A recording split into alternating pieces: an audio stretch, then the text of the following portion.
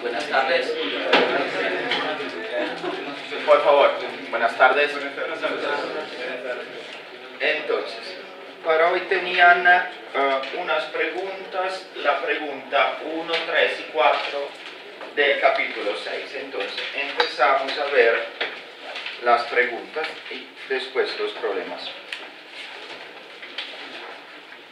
Entonces, pregunta 1 le dice: debido a que la Tierra gira alrededor de su eje y da la vuelta alrededor del Sol, es un marco de referencia no inercial. ¿Vale? ¿Qué quiere decir que es un marco de referencia no inercial?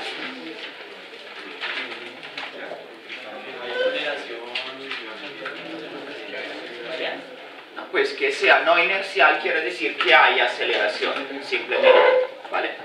Marcos de referencia inerciales son marcos no acelerados. Un marco no inercial es cualquier marco de referencia acelerado. ¿Por qué la Tierra es acelerada? Porque se mueve en su eje, entonces habrá una aceleración centrípeta debido a esto, y se mueve alrededor del Sol, entonces habrá otra aceleración centrípeta debido a esto. Vale, entonces dice, suponiendo que la Tierra sea una esfera uniforme, ¿por qué el peso aparente de un objeto sería más grande en los polos que en el ecuador? Vale, entonces, ¿por qué el peso sería más grande en los polos que en el ecuador? Dibujamos la Tierra así, ¿vale? Y está girando en este sentido, o en este sentido. ¿Vale? Está girando así, ¿vale? Ahora, hay una persona en este punto. ¿Qué fuerzas actúan sobre la persona en el ecuador? ¿Cómo es dirigida la gravedad? Hacia el centro de la Tierra. ¿Hay alguna otra fuerza? La normal. ¿Cómo es dirigida la normal? Hacia la derecha en este caso, hacia afuera. Normal, mg, gravedad. Vale. Ahora, ¿cuál de esas dos fuerzas actúa como fuerza centrípeta? Y la normal, ¿no? ¿Por qué la normal no? También la normal, ¿verdad? Actúa, pues es la suma, o de hecho la resta de la gravedad y de la fuerza normal, que actúan como fuerza centrípeta. Sí, las dos están dirigidas, una como el radio y la otra opuesta. Entonces, el mismo caso del avión que giraba. ¿Sí? ¿Qué podemos escribir? ¿Qué escribimos? ¿Cuál es la ecuación de este problema? Vale, la gravedad la tomamos positiva o negativa. Positiva porque es dirigida como el radio, ¿verdad? Entonces, ¿qué escribimos? mg. La normal la tomamos positiva o negativa. Negativa porque es dirigida como el otro menos n, a que es igual a la fuerza centrípeta, que es la fórmula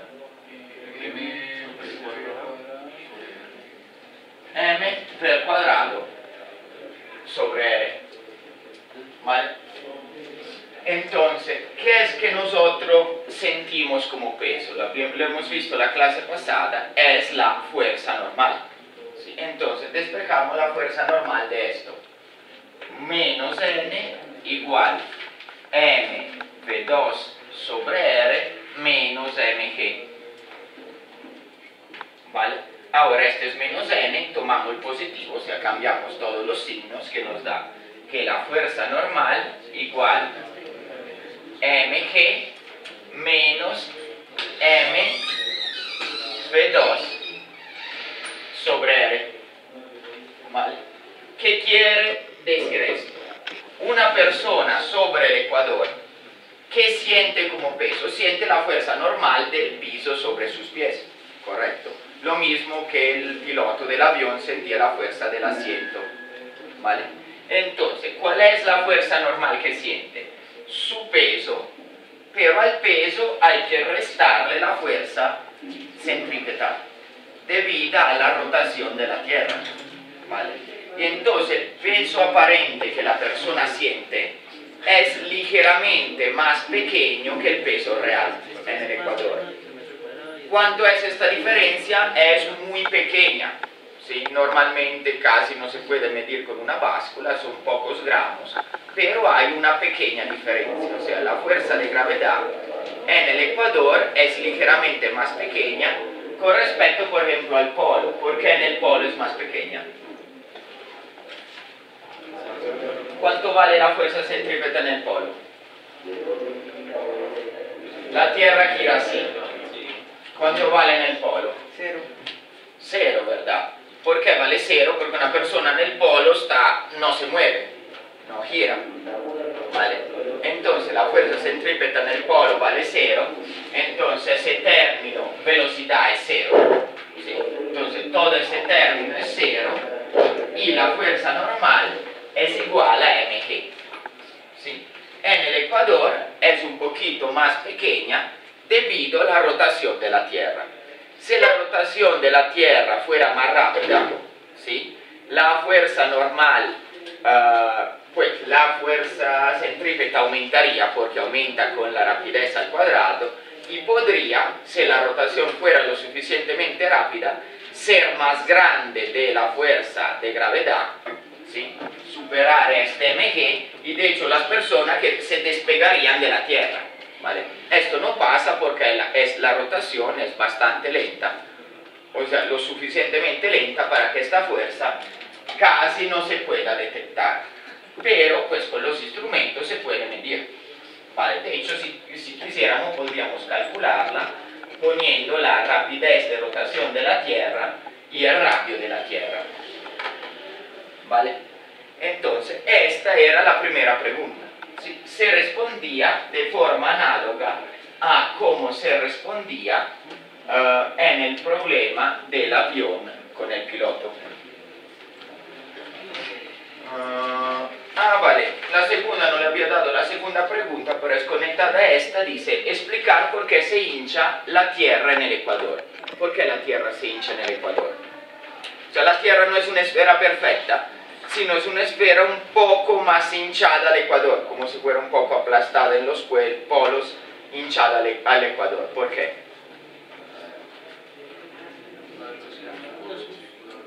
Por lo que acabo de explicar, la fuerza de gravedad es menor en el Ecuador que en los polos, entonces como si fuera comprimida más a los polos, menos al Ecuador, y asume una forma que es ligeramente así, ¿vale? No exactamente redonda.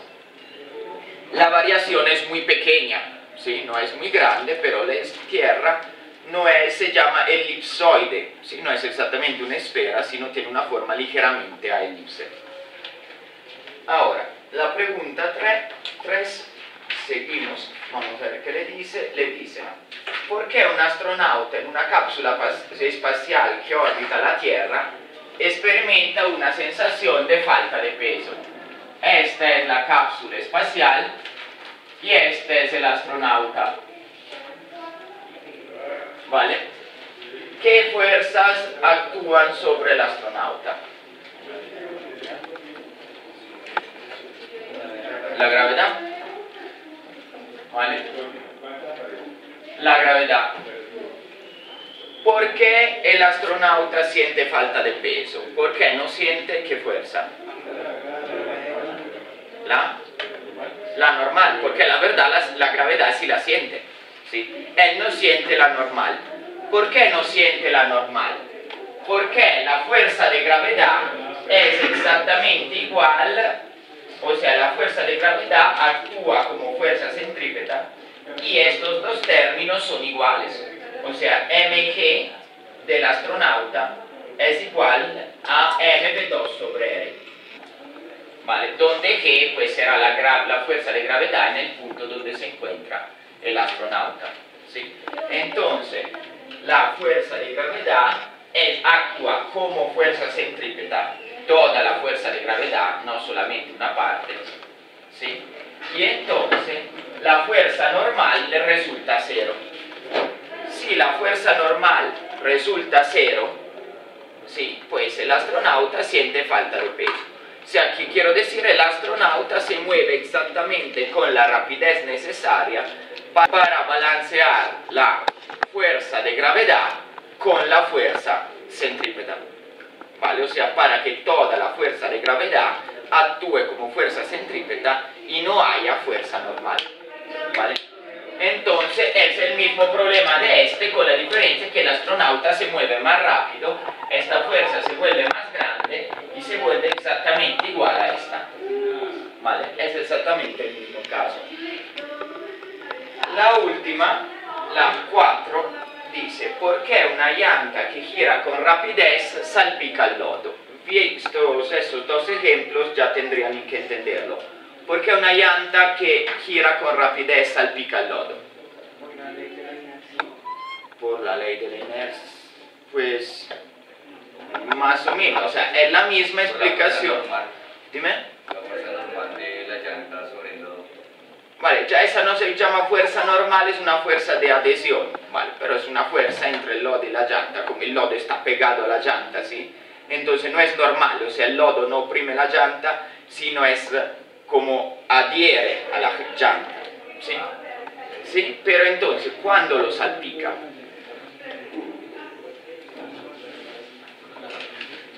Cuando está sometido a una fuerza centrípeta, Sí, se cansa. Mira, vamos a ver, la llanta acá tiene un pedazo de lodo, hay una fuerza A de adhesión, ¿vale? ¿Qué fuerzas actúan sobre el lodo? No consideren la gravedad, ¿sí? Pongan que la llanta gira así. ¿Qué fuerzas actúan sobre el lodo? La fuerza de adhesión, solamente esta, ¿verdad? Entonces, ¿cuál es la ecuación que nos resuelve este problema? La fuerza de adhesión, ¿a qué es igual? A la fuerza centrípeta, o sea, ¿cuánto es igual? M por V al cuadrado sobre R, ¿vale? Pues la fuerza de adhesión tiene un valor máximo, no supongamos que sea 100 newton, ¿sí? Después el lodo se despega. Entonces, cuando M por V2 sobre R supera la fuerza de adhesión, el lodo se despega. Es el mismo caso, imaginen que el lodo, en lugar de ser pegado a la llanta, tenga un cable que lo conecta, como cuando hacemos girar una piedra conectada a un cable. En este caso la fuerza era tensión, en esta adhesión es exactamente lo mismo. La piedra gira cuando se despega la piedra, ¿cuándo? Cuando se rompe el cable, o sea, cuando la tensión del cable supera el límite máximo de tensión que el cable aguanta, y entonces la piedra se rompe. O sea, cuando la velocidad de la piedra supera un cierto valor, para que esto supere la tensión máxima que aguanta el cable. La llanta es exactamente lo mismo, en lugar que un cable hay la fuerza de adhesión, o sea, el lodo está pegado a la llanta. Cuando la llanta supera una cierta velocidad, pues la fuerza de adhesión llega a su límite máximo y el lodo se despega, ¿vale? Entonces, idéntico al caso de una piedra, es como si el lodo fuera conectado al centro con un cable, la fuerza de adhesión sería tensión, pero es el mismo problema, ¿sí? Entonces, conociendo la fuerza, se podría detectar la rapidez máxima de la llanta antes que el lodo se despegue, ¿vale? Entonces, esos eran los problemas, pues las preguntas. Como ven, otra vez, también las preguntas se resuelven siempre de la misma forma. Ya después de hoy cambiamos capítulo, pero estos van a ser los temas del segundo parcial. Se resuelven siempre de la misma forma. Se dibuja el diagrama de cuerpo libre, se ve qué fuerzas actúan como fuerza centrípeta, puede ser una, puede ser dos, puede ser la componente de una, y se escriben igual a la fuerza centrípeta, ¿vale? De ahí pues se resuelve el problema o se contesta la pregunta, como en estos casos. Vale, entonces el primer problema era el número 3, entonces la compañera nos ayuda con el número 3. soportar una carga estacionaria de 25 kilogramos antes de romperse. ¿Vale? Entonces tenemos una cuerda y sabemos que la masa máxima que la cuerda se aguanta, así, estacionaria, sin moverla, es 25 kilogramos. Entonces, ¿esto qué nos permite calcular? Correcto, la tensión máxima de la cuerda.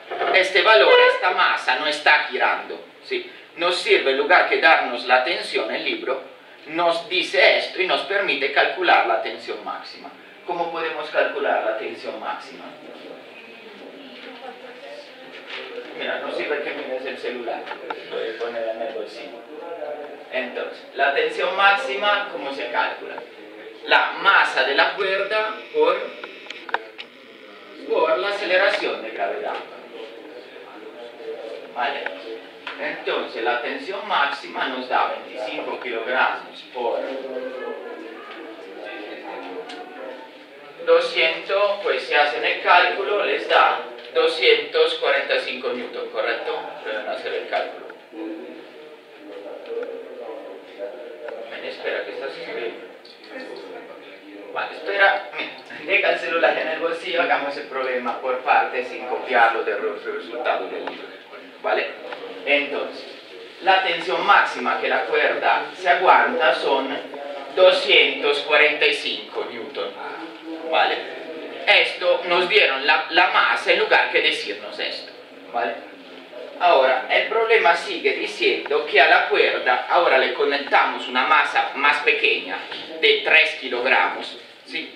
Y la hacemos girar sobre una mesa horizontal. Entonces M2 es igual a 3 kilogramos y la hacemos girar sobre una mesa horizontal. ¿Por qué dice horizontal y no dice verticalmente? Para no tener en cuenta la gravedad, el problema sea más sencillo, ¿vale? Entonces, en un círculo de radio 0,8 metros. Entonces, el radio del círculo es 0,8 R, radio 0,8 metros. Ahora, entonces, hace el dibujo del problema, pues el círculo, la masa que gira, y dibujamos el diagrama del cuerpo libre del cuerpo. Ahí, entonces, hay una masa que está conectada, ahí gira. Pues la masa, ¿dónde está? ¿En el centro o en el círculo? Allá, correcto. Entonces, dibuja este que es el radio, ¿vale? R, lo llamaste R, y esa la llamaste M2, ¿vale? La masa la llamaste M2. Ahora, esta masa gira, ¿qué fuerzas actúan sobre esta masa? Gira horizontalmente. Dibuja el diagrama de cuerpo libre. ¿Qué fuerza actúa sobre esta masa? La tensión, ¿verdad? ¿Hay otra fuerza? No, solamente la tensión. Entonces dibuja la tensión, ¿cómo es dirigida? No. ¿Cómo es dirigida la tensión? Sale de la masa y va hacia el centro, ¿verdad? No. Mira, la tensión, queremos las fuerzas que actúan sobre la masa. Entonces, ¿de dónde tiene que salir el vector? De la masa. ¿Y cómo es dirigida? Hacia el centro.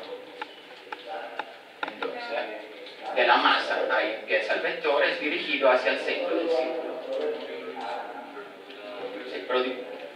Con una flecha, eso. No importa que llegue, sino tiene que llegar al centro. Puede ser un vector así, simplemente así, dirigido hacia el centro de tensión. ¿Vale? Dime. Pues el cable jala la piedra hacia adentro o la empuja hacia afuera. Hacia adentro, ¿no? Entonces, pues por esto es hacia adentro. O sea, el cable jala la piedra, no la está empujando. Entonces es dirigida hacia adentro. ¿Cuál es la tensión pues, del cable al alargar iría hacia afuera? No, mira, es que tú te confundes. O sea, el cable sobre tu mano jala hacia afuera, se lo estás haciendo girar. pero nosotros estamos buscando la tensión del cable sobre la piedra, no sobre la mano. Sobre la mano es correcta, es dirigido hacia afuera, pero nosotros estamos dibujando el diagrama de cuerpo libre de la piedra, no de la mano. Obviamente la tensión del cable, o sea, el cable jala la piedra hacia acá y jala la mano hacia allá. Esto es correcto, pero nosotros estamos estudiando el movimiento de la piedra, ¿sí? Entonces tenemos que buscar las fuerzas que actúan sobre la piedra, ¿sí? Entonces la tensión sobre la piedra jala la piedra hacia el centro y es dirigida hacia adentro, no hacia afuera, ¿vale? Pero buena pregunta. Entonces esta es la tensión, ¿vale?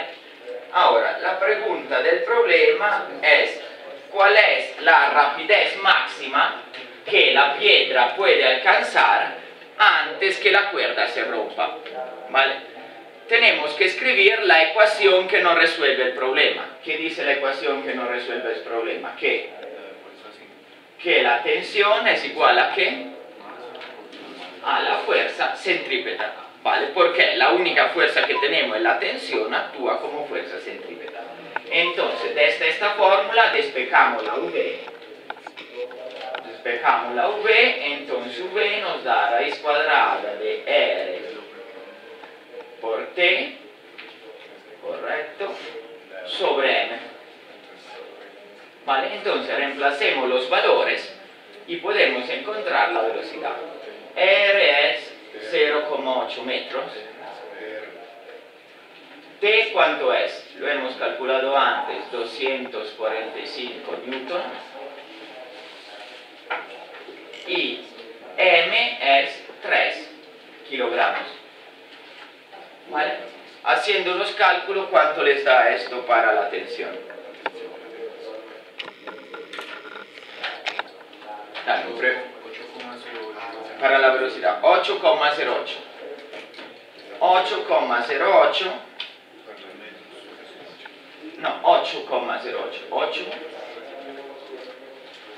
8,08 metros sobre segundos. ¿Vale? Esta es la rapidez máxima que aguanta este cable. Si la piedra va más rápida, ¿qué pasa? Se rompe. Y si la piedra va más lenta, no pasa nada. ¿Sí? Entonces, muchas gracias. Este era el primer problema. Como ven, este problema era sencillo, de hecho era mucho más sencillo de los que hemos hecho en clase. ¿Sí? Problemas así tienen que hacerlos sin problema para el parcial. ¿Sí? De hecho podrían ser un poquito más difíciles que esto, porque esto es bastante sencillo. ¿Vale? Ahora, el segundo problema, el número 5, el compañero. Entonces, por favor, borra acá.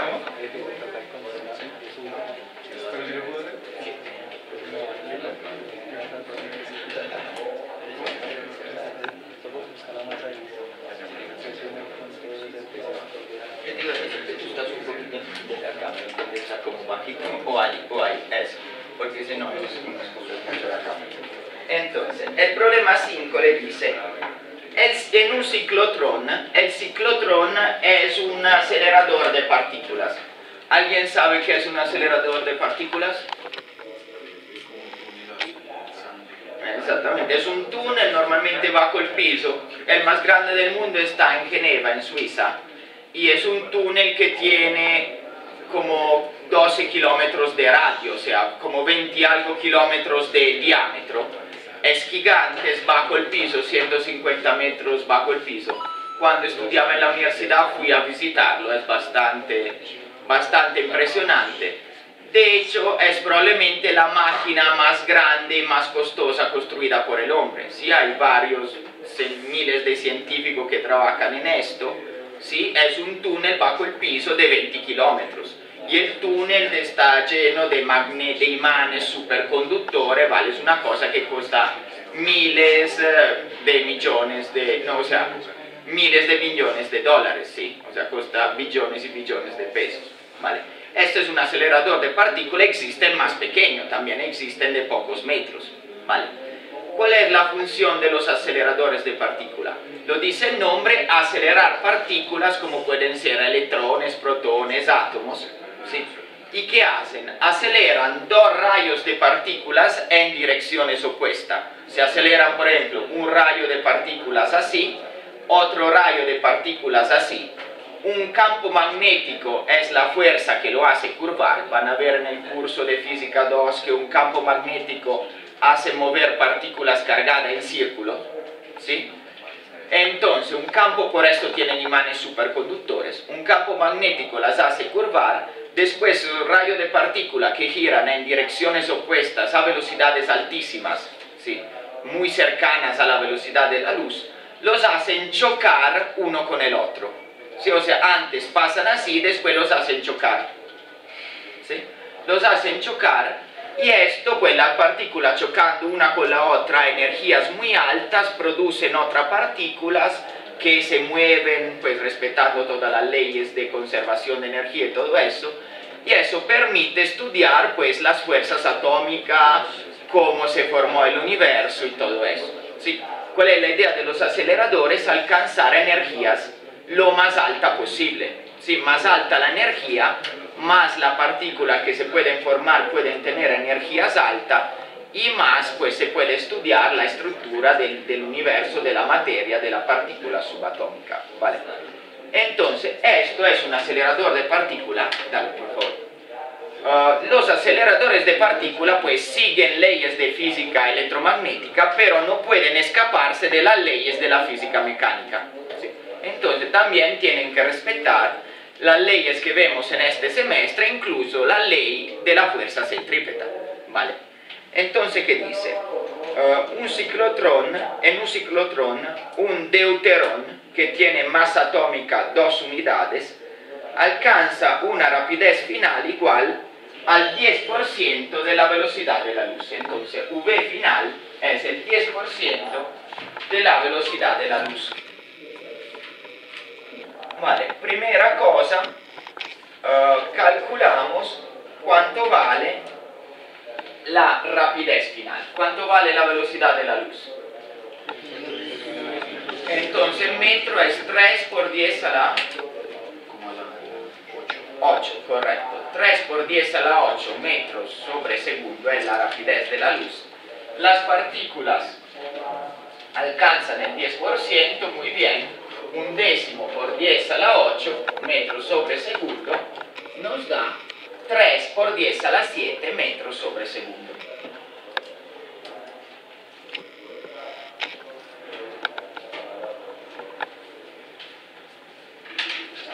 Ahora, la rapidez de la luz mientras se mueve en una trayectoria circular de radio 0.48 metros. Entonces, radio 0.48 metros. El deuterón se mantiene en la trayectoria circular por medio de una fuerza magnética.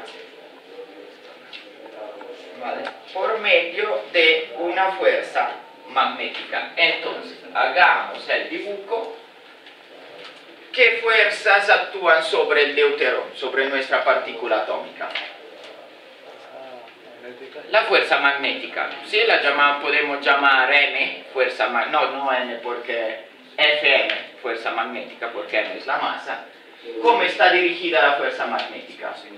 Hacia el centro, ¿vale? Entonces hay una fuerza magnética Fm, perfecto, Fm dirigida hacia el centro.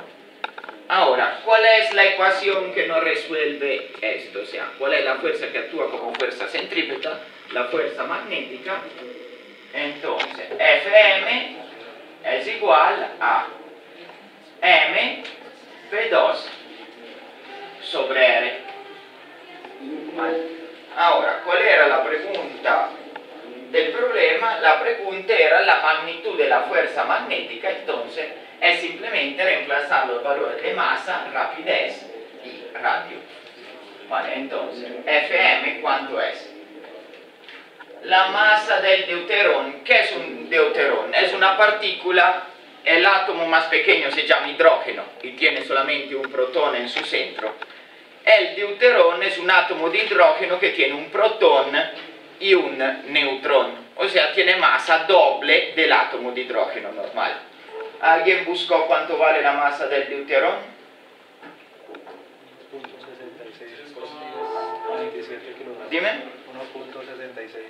Por 10 a la menos... 27 No, o sea, 2 por 1,66, ¿verdad? pues, 1,66 es la masa del átomo de hidrógeno. El deuterón es doble, será 2 por 1,66, ¿sí? La masa, unidad de masa atómica es 1.66 por 10 a la menos 27. El deuterón tiene masa 2 veces U, la unidad de masa atómica, tiene masa 2 veces por 1,66. Entonces M lo reemplazamos con 2 por 1,66 por 10 a la menos 27 kilogramos. 27, ¿verdad? Sí. V2 ya lo tenemos, lo hemos calculado, 3 por 10 a la 7 al cuadrado.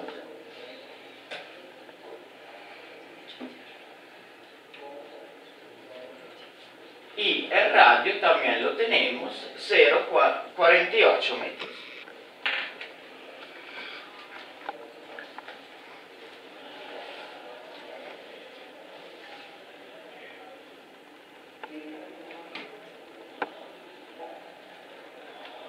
¿Cuánto les da como fuerza magnética?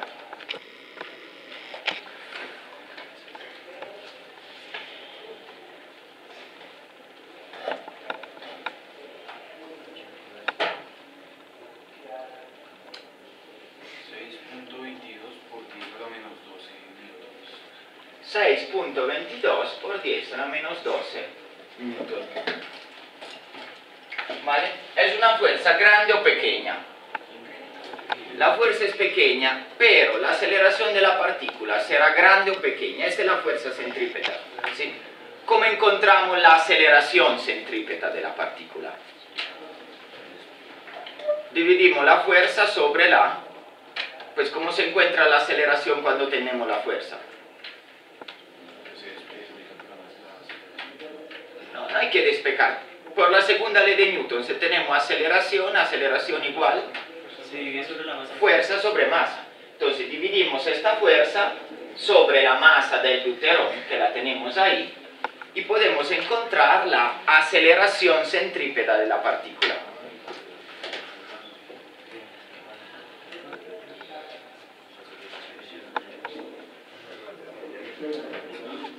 Sobre 2 por 1,66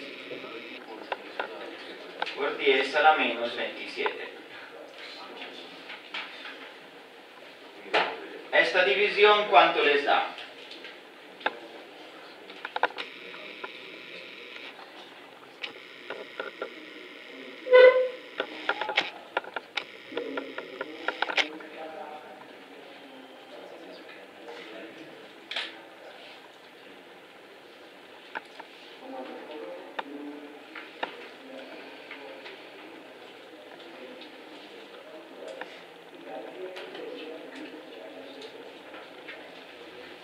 Dale, intenten hacer el cálculo, que eso no es...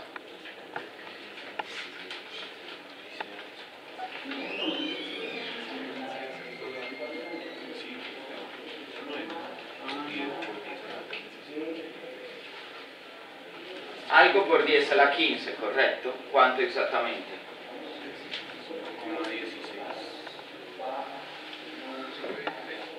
No, no creo 5, 16, no. Por 10 a la 15 no. Le dará 6 sobre 3, como 2 o algo. ¿Cuánto te da? Por 10 a la menos 54. No, como menos 54. 5,16 a la menos 53. No, eso está muy mal los cálculos. 10 a la menos 12 sobre 10 a la menos 27. Dale, prueben a hacer los cálculos. Es una división, sí, no es tan difícil.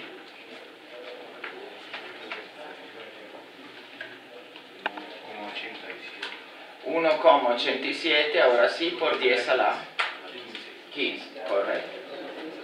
1,87 por 10 a la 15 es una aceleración metro sobre segundo cuadrado. Entonces, gracias. Entonces ven que la aceleración sí es muy grande, ¿verdad? Sí.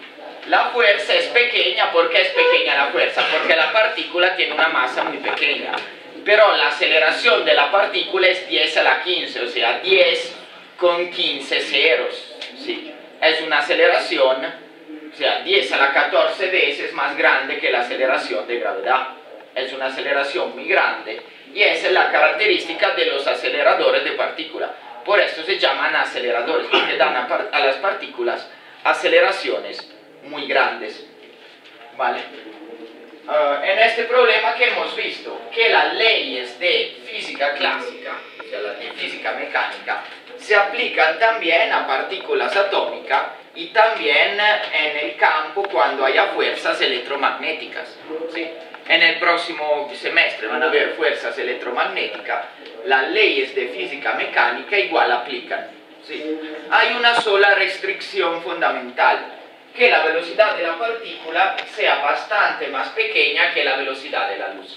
Por eso el problema, digo, es el 10% de la velocidad de la luz. Si la partícula se acerca a la velocidad de la luz, 50, 70, 80, 90% de la velocidad de la luz, ya se tienen que aplicar las leyes de la mecánica relativística, o sea, de la relatividad, y las leyes de la mecánica cuántica ya no valen, la masa no es más una constante, vale, cambia todo, ¿sí? Pero por velocidades más pequeñas de la velocidad de la luz, bastante más pequeñas, 5 o 10 veces o más veces más pequeñas, se pueden aplicar con buena precisión las leyes de la física clásica, ¿vale? Entonces, esto era el segundo problema. Con esto acabamos la unidad 6. ¿Sí? Las unidades, como les dije, 5 y 6 van a ser el tema principal del segundo parcial. Hoy, no el único, pero el principal. Hoy vamos a empezar el nuevo capítulo, el capítulo 7. ¿Vale? Y en el capítulo 7 vamos a hablar de trabajo y energía cinética. Entonces cambiamos completamente de tema, dejamos a un lado las leyes de Newton y vamos a ver una forma más sencilla de resolver los problemas. ¿Vale? ¿Por qué una forma más sencilla? En las leyes de Newton que hemos visto que para resolver el problema pues se tienen que dibujar los vectores de todas las fuerzas, fuerza resultante, aplicar las leyes de Newton o la ley de la mecánica, de la fuerza centrípeta. ¿Vale? ¿Cuál es el problema de esos problemas? Que primero, a veces pueden ser complejos y segundo, estamos manejando vectores. Así que siempre es una complicación porque se tienen que tener en cuenta ángulos y todo eso. En este capítulo y el capítulo que sigue, ¿sí? Que nos habla de energía potenciales, ¿vale? Vamos a ver un sistema más sencillo para resolver los problemas. ¿Por qué es más sencillo? Pues primero porque todas las cantidades que vamos a ver ahora son escalares, no son vectores, entonces es más fácil manejar un escalar. Y segundo porque van a haber unos teoremas pues sencillos que nos permiten resolver los mismos problemas de una forma alternativa que resulta más fáciles, ¿sí? Conceptualmente y también en los cálculos. Entonces lo que vamos a ver en estos capítulos se aplica siempre al estudio del movimiento, pero en un cierto sentido lo simplifica utilizando nuevas cantidades que vamos a definir. Vale, entonces la primera cantidad que vamos a ver es el trabajo y la clase que vamos a ver es el trabajo realizado por una fuerza constante.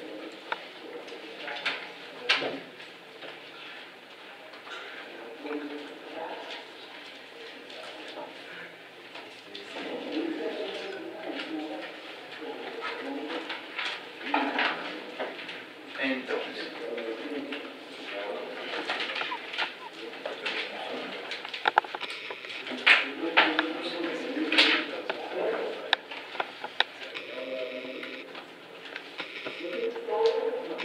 trabajo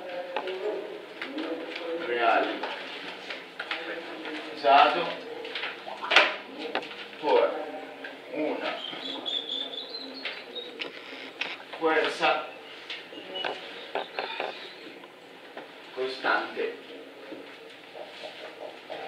Esto lo encuentran en 7.1 del libro. Entonces, cuando hablamos de trabajo, tenemos que hablar del concepto de energía. Energía. Pues, ¿qué es la energía? Pues es un concepto muy importante en la ciencia, en la ingeniería, pero a menudo es difícil definirlo. Nosotros ya en 2 minutos vamos a ver una definición práctica que nos sirve de energía, pero es un concepto pues que normalmente es difícil de definir. Es más fácil hablar de los tipos de energía. Por ejemplo, ¿qué tipos de energía conocen ustedes? ¿Qué me pueden decir? Cinética, solar. Vale, ese es de dónde deriva la energía. Toda esa energía sería energía eléctrica, ¿verdad? Energía eólica, o sea, viene del viento y produce energía eléctrica. ¿Qué más energía hay? Solar, pues también eso produce al final energía eléctrica. Nosotros vamos a ver la energía mecánica, la energía cinética, la energía potencial. Hay la energía química, por ejemplo, la energía de la gasolina. La gasolina se quema en el motor, contiene energía química. O la energía de los alimentos. Nosotros comemos alimento, también esta es energía, ¿sí? Energía química. El calor es una forma de energía. Cuando se descubrió no se sabía, pero ahora sabemos que el calor es energía. También se mide con la misma unidad de medida de la energía. Es una forma de energía, ¿vale? Pues la energía es un escalar, ¿vale? Tiene unas propiedades importantes que vamos a ver más adelante. Una de las propiedades que más o menos todos saben es que la energía se conserva, ¿verdad? Conservación de la energía. ¿Qué quiere decir esto? ¿Qué quiere decir conservación de la energía? No se pierde, o sea, no podemos destruirla o crearla.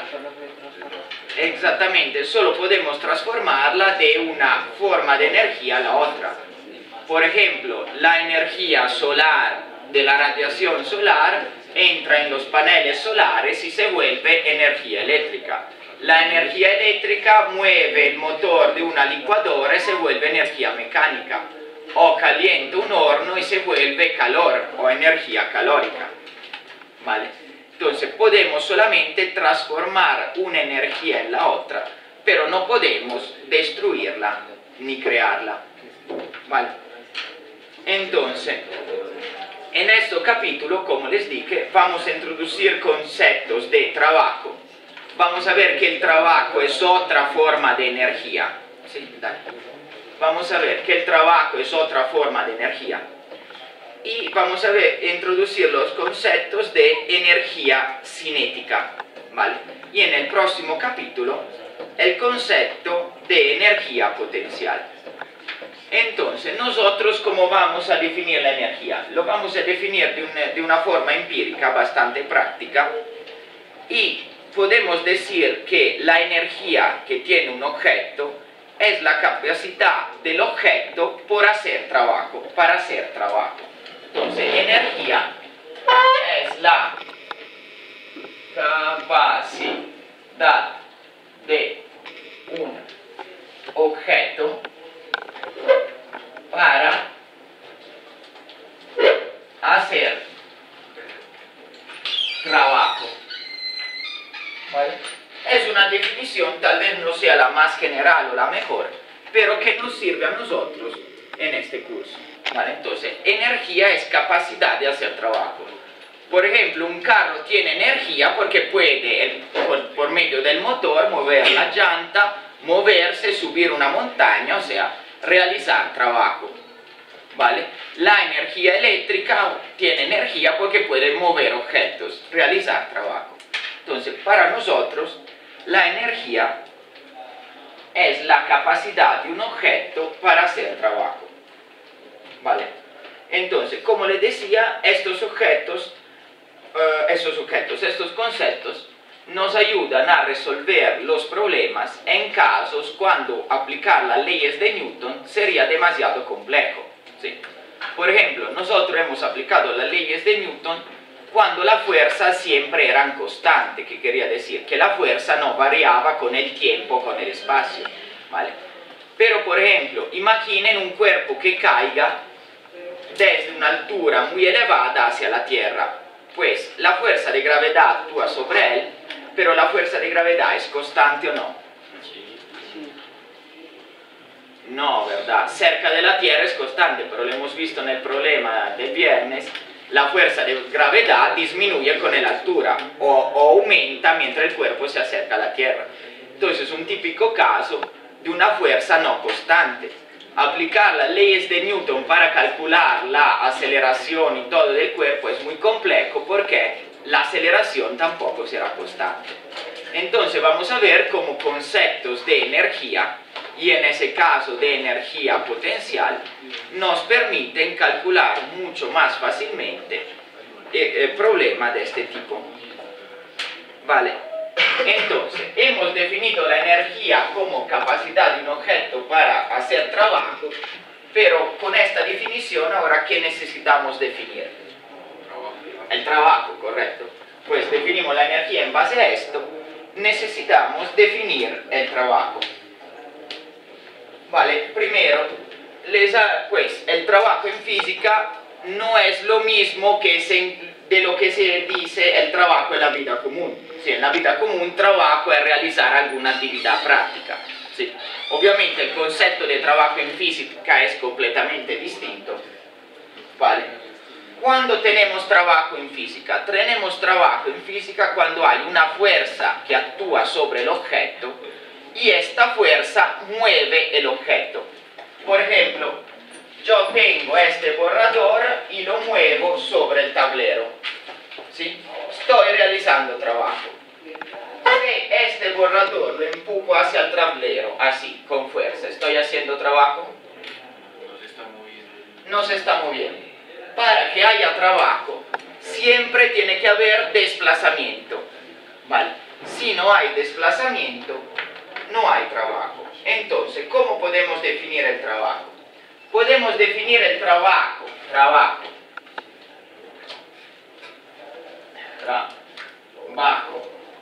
de una fuerza constante, ¿vale? Constante, o sea, la fuerza no varía. En la clase del viernes vamos a ver cómo se define el trabajo de una fuerza variable, pero por hoy nos fijamos en fuerzas constantes. El trabajo lo indicamos con una doble U, ¿vale? De work en inglés. Work quiere decir trabajo, ¿vale? Entonces en física lo indicamos con doble U. Y definimos el trabajo como F por D por coseno de teta. ¿Qué quiere decir esta fórmula? F es la magnitud de la fuerza. D es la magnitud del desplazamiento del objeto. O sea, de cuánto, ¿se acuerdan que es el desplazamiento? ¿Verdad? Es un vector entre el punto inicial y el punto final. ¿Vale? Entonces D es el desplazamiento del objeto, la magnitud del desplazamiento. Y coseno de teta es el ángulo entre la fuerza y el desplazamiento.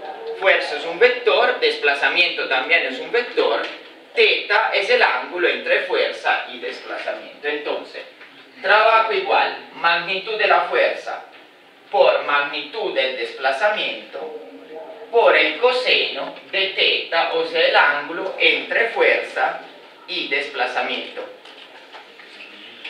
¿Vale? Por ejemplo, tengo este borrador, este objeto lo empujo sobre una superficie plana, con una fuerza dirigida así. ¿Vale?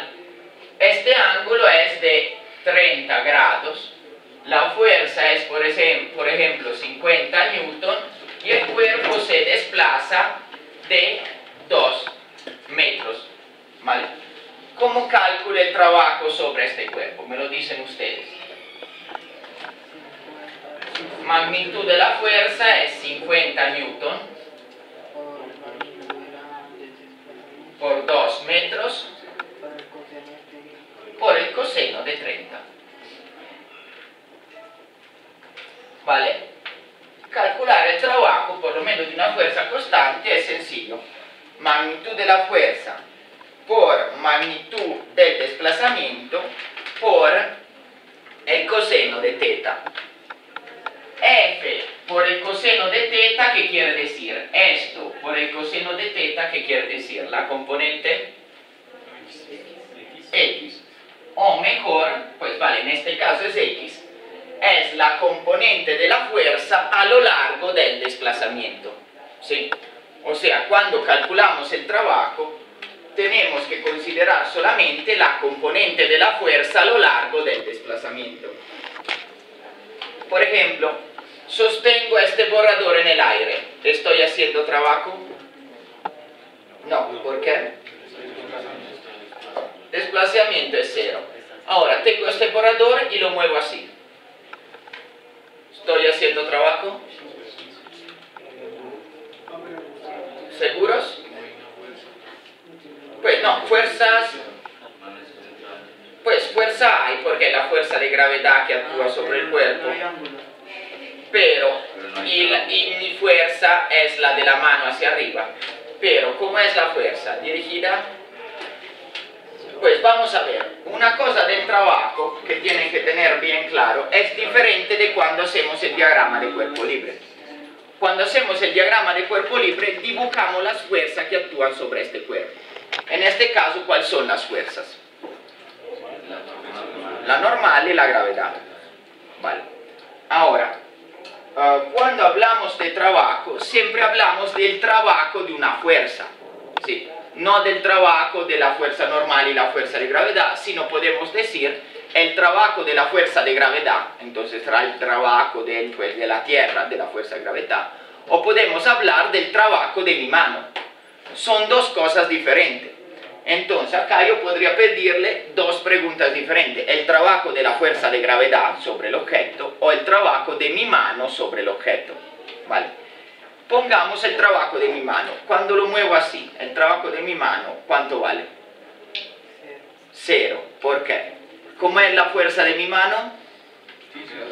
Hacia arriba. ¿Cómo es el desplazamiento? Hacia acá. El ángulo entre los dos, 90. Coseno de 90, 0. El trabajo de la fuerza de gravedad, ¿cuánto es? 0 también. La fuerza de gravedad es hacia abajo y el trabajo es 0. Vamos a ver otro caso. El objeto lo subo. El trabajo de mi mano primero y el trabajo de la fuerza de gravedad. El trabajo de mi mano, ¿cómo es? ¿Positivo, negativo o 0? Positivo. Positivo, porque el trabajo es hacia arriba, o sea, la fuerza es hacia arriba, desplazamiento es hacia arriba, pues el ángulo es 0, pues fuerza por desplazamiento. ¿Vale? El trabajo de la fuerza de gravedad, ¿cómo es? Negativo, porque la fuerza es hacia abajo, desplazamiento es hacia arriba. ¿Vale? Entonces, ¿qué obtenemos? Que si fuerza y desplazamiento están en la misma dirección, ¿sí?, el trabajo es positivo. Si fuerza y desplazamiento están en dirección opuesta, el trabajo es negativo. Entonces, cuando sube el objeto, el trabajo de mi mano es positivo. Cuando el objeto baja, el trabajo de mi mano es negativo. ¿Vale? Ahora, el trabajo es, podemos definirlo también como transferencia de energía. ¿Sí? Por ejemplo, si el trabajo es positivo, o sea, subo el objeto, aumento o disminuyo la energía del objeto. O sea, yo hago un trabajo positivo con mi mano sobre el objeto. La energía del objeto aumenta o disminuye. Vamos a ver, ¿tiene más energía el objeto en este punto o en este punto? En este punto, ¿vale? Porque si lo dejo caer, adquiere energía, ¿verdad? Entonces eso lo vamos a ver más adelante, es el concepto de energía de potencial. Pero ¿qué quiero decirle? Subiendo el objeto, hago trabajo positivo sobre el objeto, transfiero energía al objeto. Entonces, cuando el trabajo sobre el objeto es positivo, quiero decir que transfiero energía al objeto. Cuando el trabajo sobre el objeto es negativo, como en este caso, es el objeto que da energía a mi mano. ¿Sí? De hecho, acá es mi mano que empuja el objeto hacia arriba, acá es el objeto que empuja mi mano hacia abajo. ¿Vale? Entonces, en este caso, yo transfiero energía al objeto, trabajo positivo. En este caso, el objeto transfiere, pierde energía hacia mi mano, trabajo negativo. Ahora, vale, una cosa que acabamos de ver, si fuerza y desplazamiento tienen la misma dirección, coseno de teta, teta es igual a 0, entonces coseno de 0 es igual a 1. Entonces, si fuerza y desplazamiento tienen la misma dirección, como en este caso, el trabajo se puede calcular simplemente como F por D y quitar esto. ¿Sí? Pero solamente cuando fuerza y desplazamiento tengan la misma dirección. ¿Vale? Si no, toca considerar el coseno. ¿Qué más cosa? El trabajo es un escalar o un vector. Un escalar, una magnitud, un escalar, ese es un número, un escalar. ¿Vale? ¿Qué unidades de medida tiene? Pues, Newton por metro. Coseno no tiene unidades de medida. Entonces, el trabajo es Newton por metro. Newton por metro, ¿qué quiere decir? Newton, ¿qué quiere decir? Kilogramo por metro sobre segundo cuadrado, ¿verdad? Newton por metro, ¿qué quiere decir? Kilogramos por metro cuadrado sobre segundo cuadrado. ¿Vale? Esta unidad de medida, kilogramos por metro cuadrado sobre segundo cuadrado, toma el nombre de Joule. Joule o Julio, a veces acá lo llaman Julio, el libro lo llama Joule, a veces lo llaman Julio, es lo mismo, ¿vale? Y la sigla de esto es J, ¿vale? Entonces, lo escribo acá, un Joule o Julius es igual a un Newton por un metro, o es también igual a un kilogramo por metros cuadrados sobre segundo cuadrado. ¿Vale? Entonces, la unidad de medida del trabajo será el Joule, J mayúsculo. ¿Vale? Es una unidad muy importante, pues tienen que acordársela. Ahora, es también la unidad de medida de la energía, ¿verdad? El trabajo y la capacidad, o sea, la energía y la capacidad de un cuerpo por hacer trabajo, es también la unidad de medida de la energía. Entonces, la energía también se mide en joules. ¿Sí? Cualquier tipo de energía, energía eléctrica, mecánica, química, solar, potencial, cinética, cualquier tipo de energía, incluido el trabajo, se mide en joule, ¿vale? Existen unidades alternativas como la caloría o el kilovatio hora, que lo vamos a ver más adelante, pero todas miden energía y de hecho las calorías se pueden convertir a julios y los kilovatios hora se pueden convertir a julios, o sea, son simplemente múltiplos o submúltiplos del joule, ¿vale? Entonces kilovatio hora, calorías y joule miden todo la energía, pero es como hablar de metros o de pulgadas, ¿sí? Se puede convertir uno en el otro.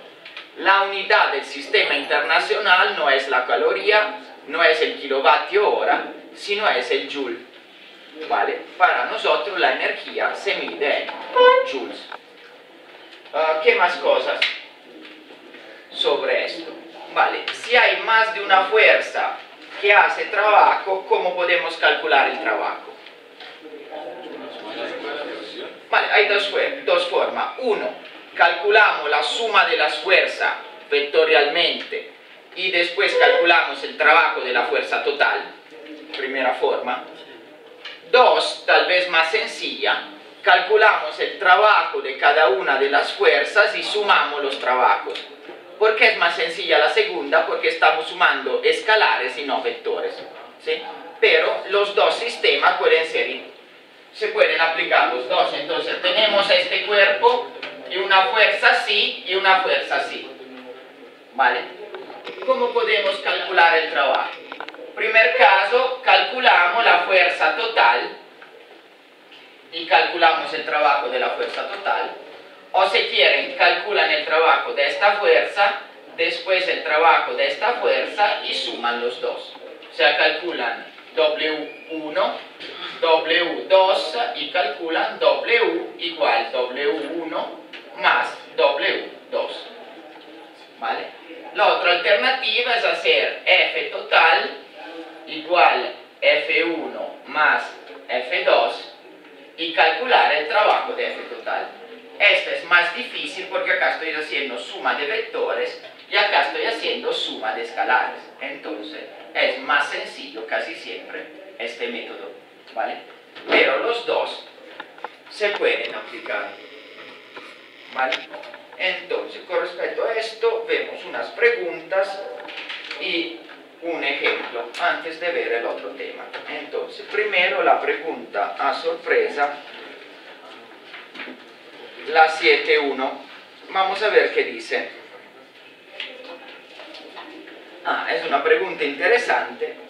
Le dice: la componente de una fuerza que proporciona una aceleración centrípeta a un objeto puede realizar trabajo sobre este.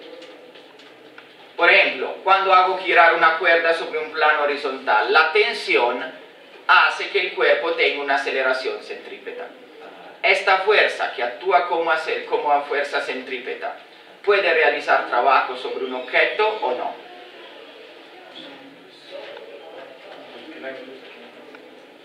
El ángulo cambia, pero vamos a ver.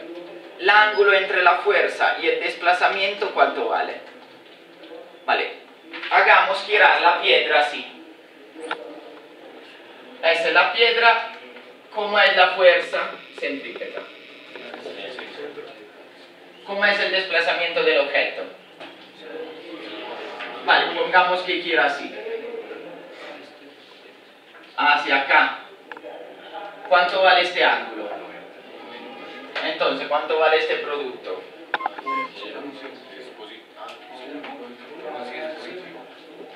¿Cuánto vale este producto?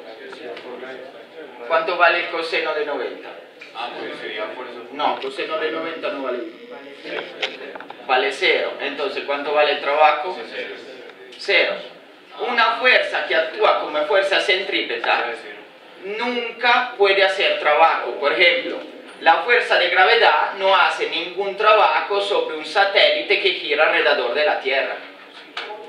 O si quieren, el satélite no tiene que hacer ningún trabajo para girar alrededor de la Tierra. ¿Vale? Esto es importante porque si no, después de un poco los satélites se caerían, ¿sí? Si hicieran trabajo, perderían energía, perdiendo energía se caerían a la Tierra. Sí, por esto un satélite puede girar por tiempo indefinido alrededor de la Tierra sin hacer trabajo.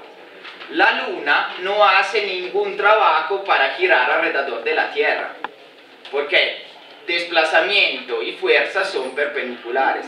Eso es muy bueno porque si la Luna hiciera trabajo perdería energía y después de un tiempo se cae, ¿vale? La Luna puede girar al infinito alrededor de la Tierra sin perder energía, sin necesidad de hacer trabajo. ¿Por qué? Porque la fuerza que actúa como fuerza centrípeta nunca hace trabajo porque siempre es perpendicular al desplazamiento. Entonces el coseno de esto da 0 y el trabajo siempre da 0. Entonces, ¿se acuerden? La fuerza que actúa como fuerza centrípeta nunca hace trabajo. Vamos a ver ahora un ejemplo y después una pregunta. El ejemplo 7.1, el primer ejemplo del capítulo. Un hombre es el 7.1. Un hombre limpia el piso y jala una aspiradora con una fuerza de 50 newton. La magnitud de la fuerza, 50 newton. La fuerza forma un ángulo de 30 grados con la horizontal, θ igual a 30. ¿Vale? Entonces está la aspiradora, el hombre jala la aspiradora por la manguera, ¿vale? Acá está el hombre, jala la aspiradora por la manguera, este ángulo es 30 grados. ¿Vale? Ahora, la aspiradora se mueve, el desplazamiento D es igual a 3 metros hacia la derecha. Calcular el trabajo hecho por el hombre sobre la aspiradora.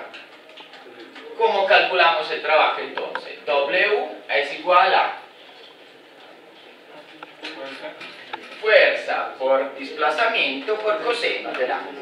Sencillo.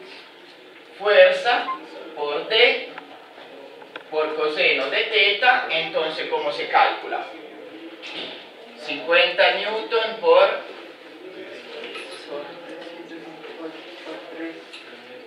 3 metros por coseno de 30. ¿Vale? Me hagan el cálculo, es 150 por el coseno de 30.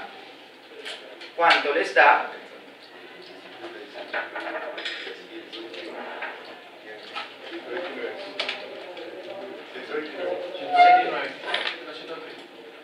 ¿129 qué? Joules. 129 joules. Vale. ¿Había otras fuerzas que actúan sobre la aspiradora, aparte la fuerza de la manguera? La gravedad, ¿y cuál otra fuerza? La normal. ¿Hace el trabajo? No, ¿por qué?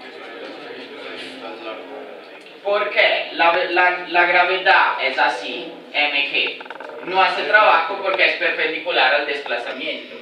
La normal es así, no hace trabajo porque es perpendicular al desplazamiento. ¿Vale?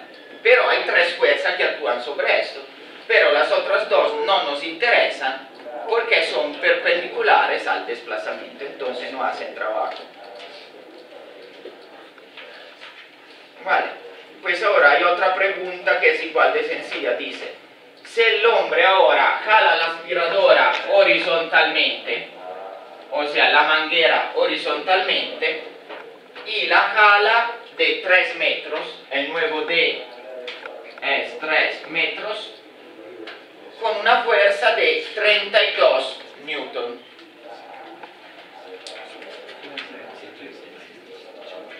F 32 newton. ¿Cómo calculamos el trabajo hecho por el hombre? F por D. F por D, porque el ángulo vale 0, coseno de 0 es 1. Entonces F por D es 3 metros por 32 newton, 32 por 3, 96 joules. ¿Vale? Entonces, cuando la fuerza tiene la misma dirección del desplazamiento, no necesitamos calcular el coseno. ¿Vale? Ahora, una última cosa acá, una pregunta. Dice, una persona levanta una pesada caja de masa M a una altura vertical h. Después camina horizontalmente una distancia d mentre sostiene la caja, como se muestra en la figura.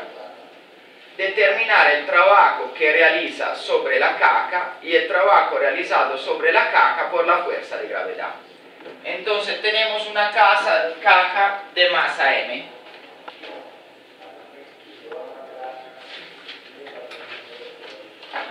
M es la masa de la caja. La levantamos por una altura h y nos desplazamos, o sea, hacemos esto. Tenemos la caja, la levantamos, vale, de acá, pongamos, la caja, la levantamos de una altura h y hago esto, por una distancia d, ¿vale? Quiere saber el trabajo total que hace la persona sobre la caja y la fuerza de gravedad sobre la caja. Entonces nos movemos por una distancia d. Entonces, mientras levanto la caja, ¿hago trabajo yo? Sí. ¿Positivo o negativo? Positivo. ¿Cuánto vale este trabajo?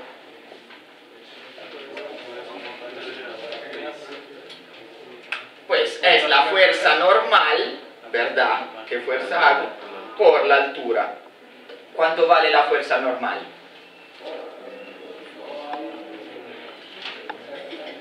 ¿Cuánto? Pues menos, pero como tomamos la magnitud, mg.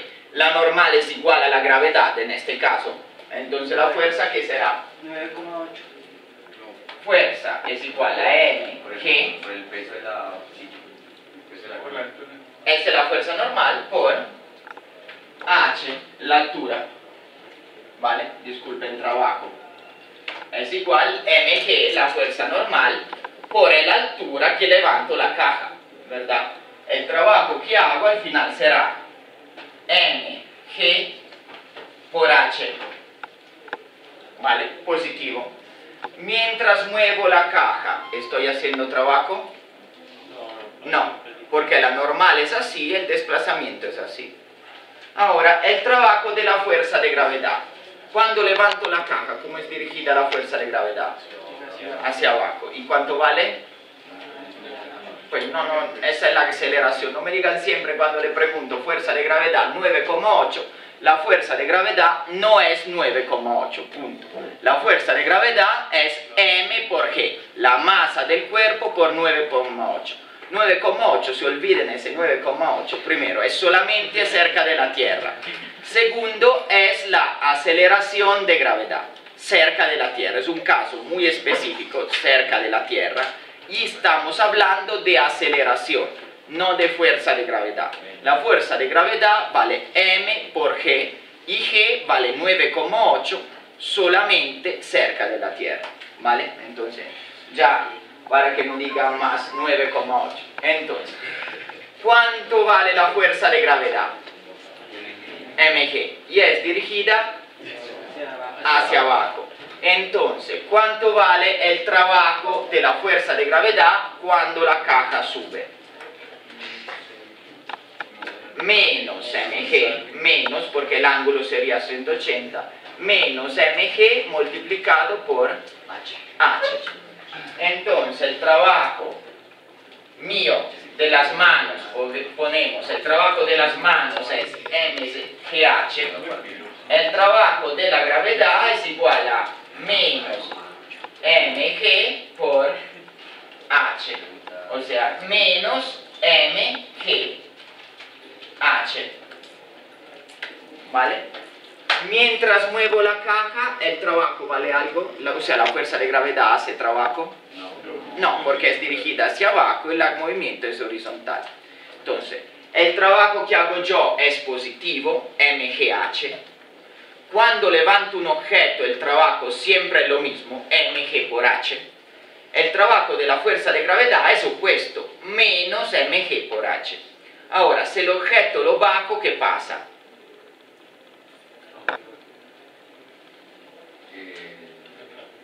Es exactamente lo opuesto. El trabajo mío es negativo, el trabajo de la fuerza de gravedad es positivo, ¿vale?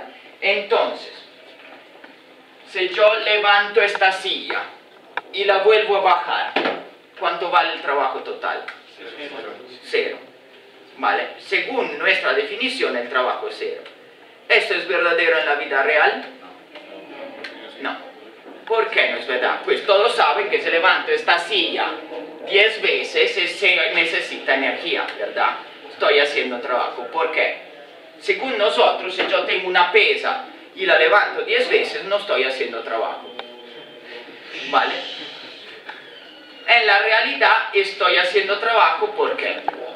Estoy necesitando energía para... No, pues sí, obvio, estoy haciendo trabajo, me canso, pero esa es una consecuencia. Pero, ¿por qué estoy haciendo trabajo? Según esta definición, en la que vamos a utilizar nosotros, de hecho, los problemas, si yo levanto la pesa y la bajo, la levanto y la bajo, hago trabajo cero. Y nosotros vamos a decir que el trabajo es cero. Porque en la vida real no es cero. Porque se transforma la energía. ¿Por qué? Se transforma la energía. No, es la misma razón, por ejemplo, habíamos dicho que se necesita fuerza para nadar en una piscina, no, ¿verdad? Pero en la realidad sí. ¿Cuál es la diferencia? ¿Por qué se necesita fuerza? Una piscina es plana, ¿qué es que causa que para nadar tengo que usar el ejercicio? Dime. La fricción del agua. Y acá es lo mismo. La fuerza de fricción adentro de los músculos fundamentalmente, ¿sí?, es la que causa que yo tenga que hacer trabajo para levantar y bajar una pesa, ¿sí? Pero si no hubiera fricción, no se necesitaría ningún trabajo. Por ejemplo, si tienen esas bolitas que rebotan casi perfectamente, la deja rebotar, rebota, sube, rebota, sube, rebota, sube, y sigue con esto. O si tienen un péndulo, lo dejan ondular, sigue bajando y subiendo sin gastar energía. Pues aparte la fricción del aire, que pero es muy pequeña, si hubiera vacío, el péndulo sigue esto, ¿vale? Entonces, ¿por qué en la realidad tengo que hacer trabajo? Por las fuerzas de fricción adentro de los músculos, ¿sí? Pero si no hubiera esto, o sea, si los músculos fueran una máquina perfecta sin fricción, subir y bajar la pesa, ¿sí?, o sea, el trabajo que hago cuando subo la pesa, lo recupero bajando la pesa, ¿vale? Y entonces el trabajo total, si no hay fricción, y para nosotros la fricción nunca existe, siempre es cero, ¿vale? Ahora, entonces, seguimos con la clase. El otro tema que quería ver, ya lo vimos en parte en la introducción del curso, y se trata de hablar del producto escalar. ¿Se acuerdan qué es el producto escalar? Entonces, producto escalar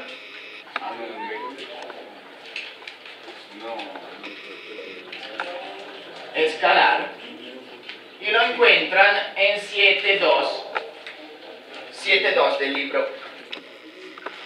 Primero, ¿cómo se escribe? Tenemos el vector A y el vector B. ¿Cómo se escribe el producto escalar? A, ¿cómo se escribe? Una X, punto. Se llama también producto punto, se escribe A escalar, este punto se lee escalar, B. B. Entonces, ¿cómo se define el producto escalar? A escalar B, ¿se acuerdan? No, vale, uno es el producto de las componentes, la suma del, o sea, esa es una forma. AX, BX más AY, BY más AZ, BZ. O sea, la componente multiplicadas 2 a 2 y sumadas, ¿vale? Por ejemplo, si A fuera 3X menos, sería 3 por 4 más Y nos da un valor. Esa es una forma. Pero esta no es la definición. ¿Cuál es la definición de producto escalar? Vuelvan atrás en los apuntes. Producto escalar igual.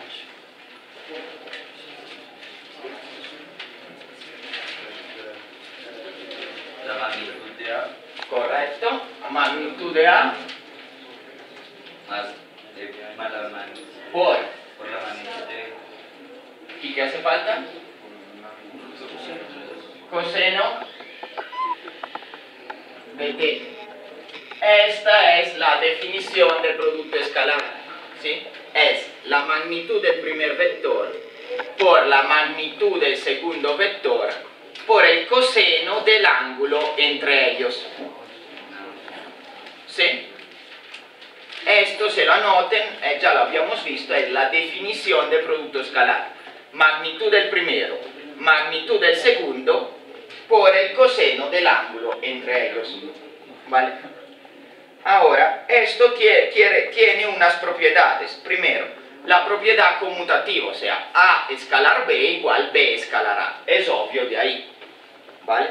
La propiedad distributiva, A escalar B más C igual A escalar B más A escalar C. O sea, distributiva con respecto a la suma. ¿Qué otra propiedad muy importante nos sirve? A escalar B igual a 0, ¿qué quiere decir? Que A y B son perpendiculares. Muy bien. Y A escalar B igual magnitud de A por magnitud de B sin el coseno, ¿qué quiere decir? Que el coseno del ángulo es 0. No, no es 0. 1. Si el coseno del ángulo es 1, los vectores son paralelos. Entonces, el producto escalar es 0, los vectores son perpendiculares.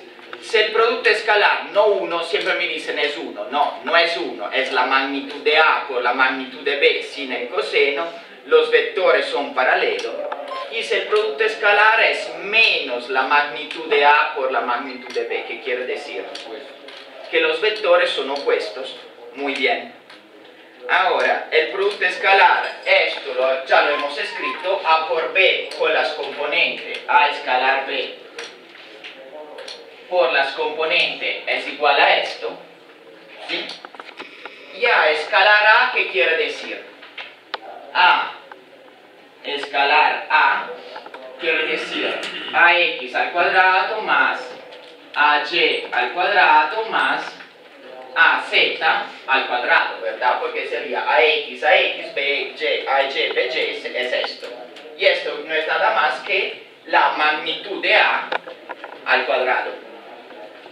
Entonces, A por A escalar A, igual la magnitud de A al cuadrado. Última propiedad del producto escalar. ¿Vale? Entonces, el producto escalar tiene todas estas propiedades. ¿Por qué hablé de producto escalar hoy? ¿No le dice nada esta definición? A, B, coseno de teta. Del trabajo. De hecho, no es parecida, es exactamente la misma. El trabajo lo habíamos definido como W igual F de coseno de teta. A lo llamo F, B lo llamo D, es exactamente lo mismo. Sí, simplemente cambio el nombre de los vectores. Entonces, ¿cuál es otra forma de definir el trabajo? El vector F, producto escalar, vector D. Esta, de hecho, es la definición de trabajo que vamos a utilizar. ¿Vale? Entonces, el trabajo, ¿qué es? El producto escalar de la fuerza por el desplazamiento. ¿Vale? Trabajo igual, esta fórmula es muy importante, producto escalar de la fuerza por el desplazamiento, cuando la fuerza es constante. Mañana, el viernes, vemos para fuerza variable. Por la definición de producto escalar, ¿cómo se puede escribir esto? Lo que habíamos escrito antes, ¿verdad? Antes habíamos escrito F por D, que corresponde a esto, por coseno de teta. ¿Vale? Entonces, la definición que dimos antes deriva directamente de esta. ¿Vale? Pero esta es la definición más general. Entonces, y más sencilla, más corta. Producto escalar, trabajo igual fuerza por desplazamiento. Como es un producto escalar, da como resultado un escalar, que es el trabajo. ¿Vale? Ahora, vamos a ver, tenía acá dos ejemplos, vamos a ver si tiene sentido hacerlos. Vamos a ver qué dice. Sí, hagámoslo muy rápidamente. Entonces, simplemente aplicar estas definiciones. El primer ejemplo le dice, el vector A es igual a 2i más 3j y el vector B es igual a menos I más 2J. Encontrar A escalar B. ¿Cuánto vale A escalar B?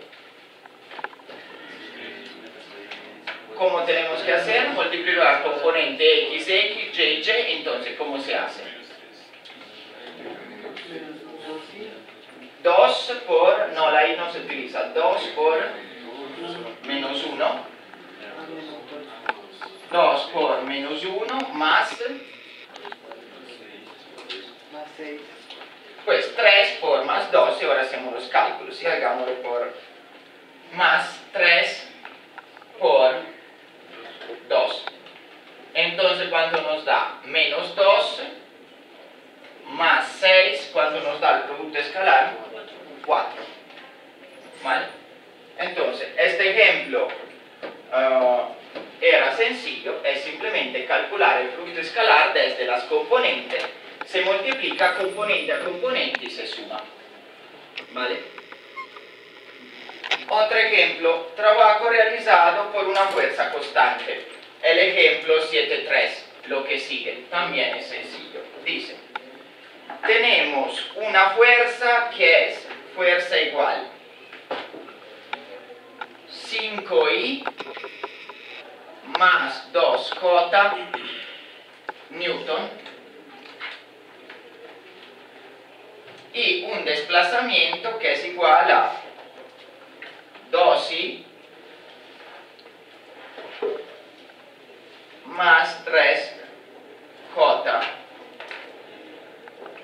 metros. Vale, calcular el trabajo. ¿Cómo podemos calcular el trabajo? Vale, esa es una forma, tenemos que calcular la magnitud de esto, la magnitud de esto y el ángulo entre ellos, pero no hay una forma más sencilla. ¿Cuál es la otra forma de calcular el producto escalar? Componente, componente. Entonces, ¿cuánto daría el trabajo? El trabajo es igual. ¿Se acuerdan que es el producto escalar? Entonces, podemos utilizar esta fórmula, pero como tenemos las componentes, más sencillo utilizar la fórmula que nos calcula el producto escalar desde las componentes. ¿Sí? Esta es la ventaja de utilizar esta escritura y no esta. ¿Sí? Porque esta, como les dije, es más general. Se puede escribir así, pero también se puede escribir como producto escalar de las componentes. ¿Sí? Entonces, ¿cuánto nos da este trabajo?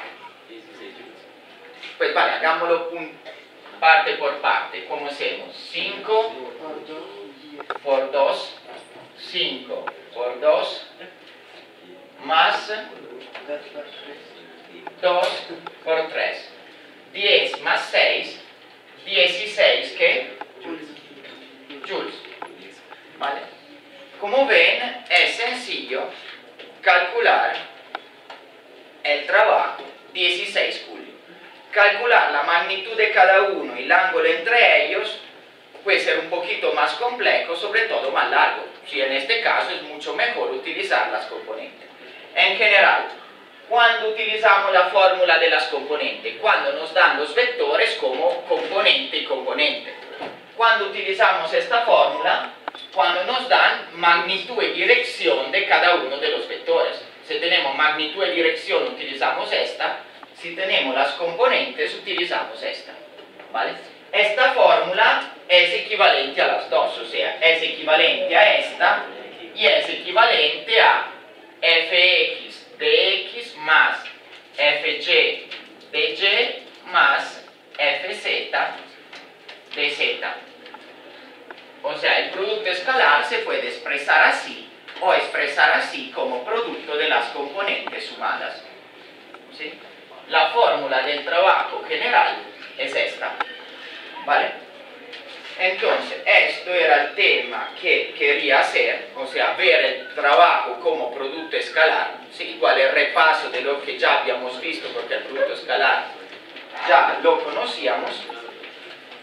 Para la casa, para el viernes hacen. Vamos a ver las preguntas. 1 y 2 y los problemas 1, 3 y 8. Capítulo 7. Entonces, preguntas 1 y pregunta 2, problemas 1, 3 y 8. Ahora estamos en el capítulo 7. Gracias por su atención y nos vemos el viernes. Que tengan buena tarde.